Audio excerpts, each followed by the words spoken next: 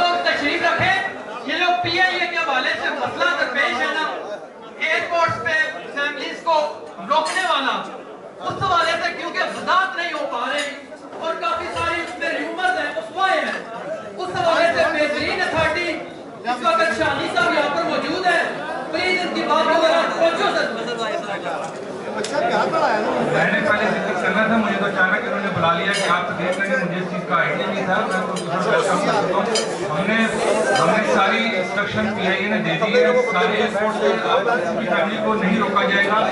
जिसको भी कुछ प्रॉब्लम हो यहाँ उनसे डिस्कस करें।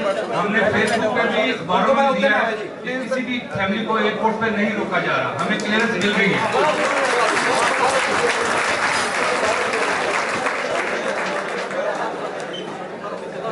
अभी ये परसों मुझे याद मिली है तो मैंने सबको फ्लोट कर दी, सब एजेंट को दिया, अखबारों को भी बताया कि अब कोई भी नहीं लेगा।